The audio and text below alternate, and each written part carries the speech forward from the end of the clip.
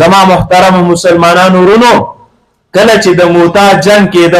مسلمانان 3000 کسانو مد مقابل کافر هغه 2 لک کسانو صحابه کرام کې ناستل او خپل مېس کې مشوره وکړه چې لکه زمون تعداد ته ډېر زیات کم دی او مد مقابل د دشمن تعداد ډېر زیات سیوا دی سکول پکار دی سکسانو پکې مشوره پیش کړه چې امیر المؤمنین ته خبر لګل غواړي چې موږ سره امداد وکړي لشکر لغون ته کې نور وروړيږي حضرت عبد الله ابن رواحه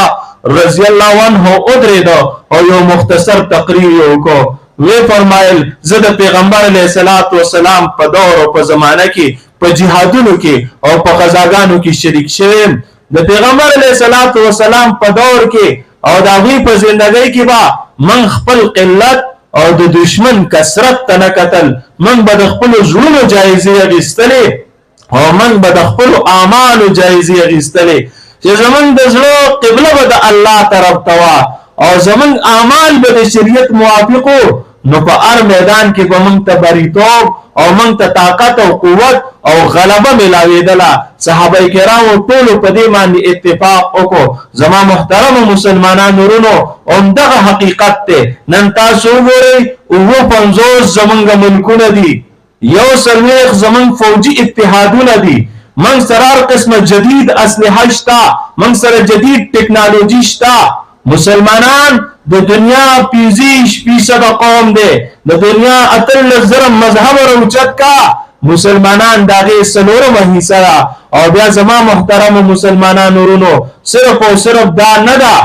هر قسم ظاهری اسباب الله رب العزت مسلمانانو لور کړی دي داغه باوجود تاسو ګورئ يهود یو ورو کې شانته ډالا او یو ورو کې شانته جماعت ته هر طرف ته د مسلمانانو سرحدات دي لاران او نیکونه هغه د شکلونه خنزیرانو کې بدل شي شادوګانو کې بدل شي لیکن د مسلمانانو په سپېګمو کې پړې چوړې دي او راکاږي وجه او سبب سره مسلمانانو سره د تعداد کمې نشتا مسلمانانو سره د اعمال کمې دي مسلمانانو سره د شریعت او د اسلام کمې دي مسلمانان په اصلي حقيقي معنی کې مسلمانان پاتې شوي نه دي حضرت عمر فاروق رضی الله عنه کله چې د مسجد اقصی چابیانی اغستلې د مدینه منورې نه روان شو یو اخو او 2 کسانو یو امیر المؤمنین او یو غلام او خادم اسلم کله چې امیر المؤمنین د اخ د پاسه ناشته غلام هغه په پړې نیولې پیدا بروانو او کله چې غلام ستړی شو امیر المؤمنین به د اخ د شان راکوشو او غلام بکیناست او امیر المؤمنین په پړې پلاس کې اونیو کله چې د موجوده فلسطین په حدودو کې دوی داخل شولو تمام عیسائیت په استقبال کې ولاړو سپه سالار د مسلمانانو حضرت ابو عبیده ابن جراح رضی الله عنه را مخ کې شو امیر المؤمنین نن بتاوست د مسجد اقصی چابیانی ملاویږي تمام عیسائیت ستاسو د لیدو لپاره ولاړل لیکن ستاسو په کپړو ولس پیوندونه لګیدلې دي امیر المؤمنین نن خو هم دا کپړې نه اچولې وي حضرت عمر فاروق رضی الله عنه تاریخی جمله او فرمایلا ومن هغه قومي چې الله مونږ ته عزت را کړې نو د اسلام د وجې نه را کړې من کله اسلام نه ما سیوا په بل څه کې عزت تلاش کو الله به مونږ ذلیل او رسوا کی حضرت عمر فاروق رضی الله عنه د اسلام نه ما سیوا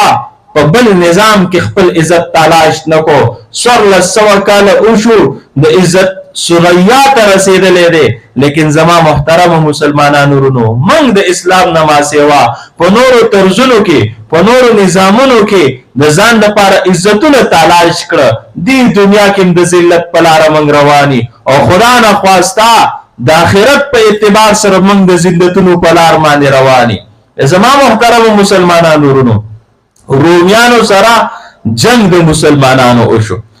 مسلمانانو ته فتح ملاو شولا او مده مقابل کم لشکر چې د رومیانو هغه شکست وخورو باچا خپل جرنیل او خپل سپاه سالار راوخته او مخ ته ودرو ول تعداد زمون سیوو کده دی عربو مسلمانانو سیوو جیوی تعداد خو زمون سیوو وی اسلحه توري ډالونه نيزي او غشي زمون سره سیوو او کده دوی سره سیوو جیوی من سره سیواو سورلی اوخان او اسونه د جنگ اسباب دي من سره سیواو کداوی سره سیواو جیوی زمن سره سیواو بیا نه پوهېږم چې هغه فتحیاب شولو او موږ شکست خورده شولو چې د دې سبب او د دې وجه څه ده هغه ویل چې که سر سلامتی حقیقت به وویل وایا حقیقت څه دی ستا فوجیان د شپې پردې لوڼه ګډۍ او د هغې تماشو ته ناست دي او د ورځې د شرابو په نشه کې او دغه خلک چې کوم راغلي دي دوی د شپې خپل رب ته په سجده کې پراته وي آه او زاریګانې کوي چغې و سورې رب ته وخي او د ورځې دغه خلک روجي نیسي او د الله په یاد کې خپله زندګي تېروي ویل دا قوم او دا لشکر چې د هغوی دا حالتي دوی سره هېڅوک مقابله نشي کولی